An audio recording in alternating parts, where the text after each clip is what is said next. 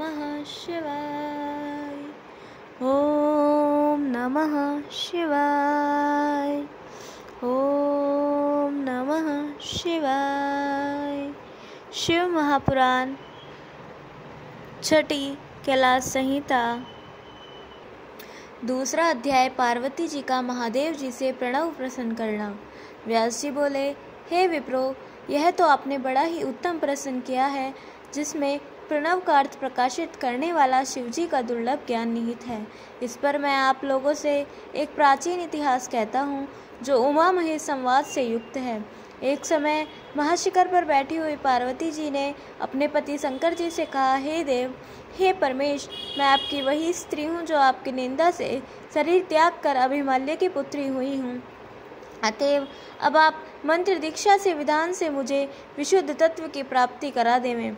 तब पार्वती जी की इस बात को सुनकर शशिभूषण शंकर जी ने पार्वती जी से कहा, हे देवी, यदि तुम्हारी ऐसी इच्छा है तो चलो कैलाश शिखर पर, मैं तुम्हें विशुद्ध तत्व में स्थित करूंगा। तब शिवजी हिमालय से उठ कैलाश को गए। वहां उन्होंने देवी पार्वती को प्रणव मंत्र से दीक्षित कर देवोद्यान में गए।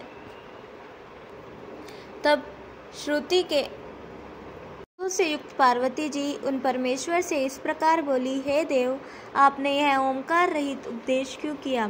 कृपा कर इसे मुझे प्रणव सहित बतलाइए। प्रणव कैसे प्रकट हुआ? इसकी कितनी मात्रा है? इसमें देवादि की भावना किस प्रकार की जाती है और इसमें कितने प्रकार की क्रियाएं हैं तथा इसकी क्या व्यापकता है? इसकी कितनी कलाएं हैं और इसमें पंचनात्मकता क्या है? इसके वाचक का संबंध और स्थान किस प्रकार की जाती है और इसका अधिकारी कौन है और इसका उपासना का स्थान, उपास्य वस्तु, उपासना का फल, अनुष्ठान विधि, पूजा का स्थान, मंडल, उनके ऋषि और व्यास की विधि का क्या कर्म है? हे शिवजी, यदि आपकी मुझ पर कृपा है तो मुझे यह सब बतलाइए। मुझे इसके तत्व को जानने की बड़ी इच्छा है। देवी के इस प्रकार पूछने पर शिवजी पार्वती की प्रशंसा करते हुए बोले। इस प्रकार श्री शिव महापुराण छठवीं कैलाश संहिता का दूसरा अध्याय समाप्त। तीसरा अध्याय प्रणव पद्धति। शिवजी बोले, हे देवी, जो कुछ तुमने मुझसे पूछा है वह मैं तुमको कहता हूँ, ध्यान देकर सुनो। इसके श्रवण मात्र से जीव शिव के समान हो जाता है। प्रवणात्मक मंत्र सब मंत्रों का बीज है और वही बीज वृक्ष के समान सूक्ष्म से भी सूक्ष्म और बहुत स्थूल, वेद का आदि, वेद का सार और मेरा स्वरूप है। वही तीनों गुणों से परे, सर्वज्ञ और सबका करता है।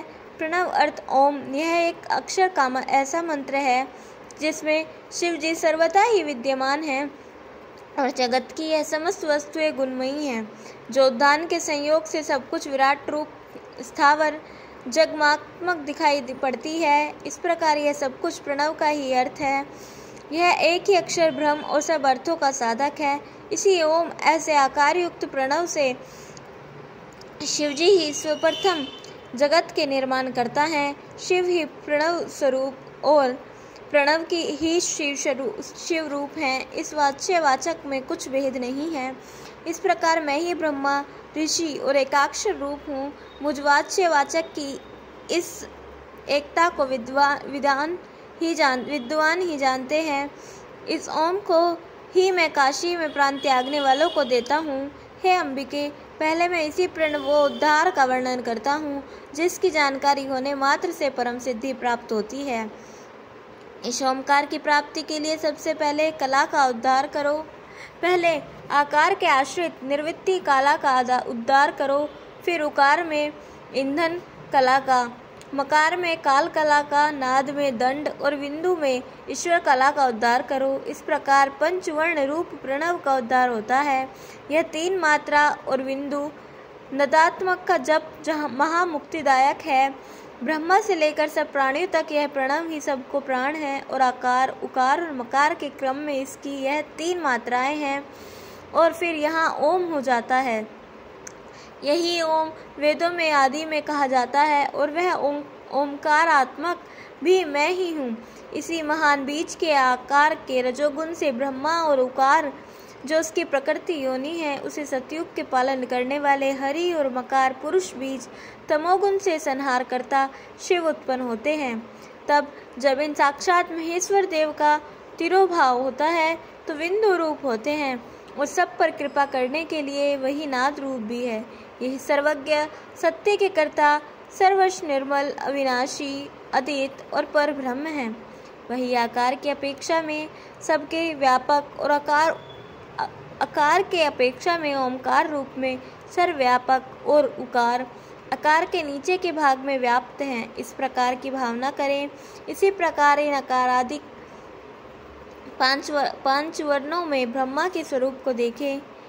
संग, वामदेव, घोर, पुरुष, ईशान, यह कर्म से मेरी ही मूर्तियां हैं। इस प्रकार श्री शिव महापुराण 6वीं कैलाश संहिता का 3रा अध्याय समाप्त। बोलिए उमापति महादेव की जय। कल हम सुनेंगे 4था अध्याय संन्यास आचार और 5वां अध्याय संन्यास मंडल की विधि। तब तक के लिए जुड़े रहें। हर हर महादेव।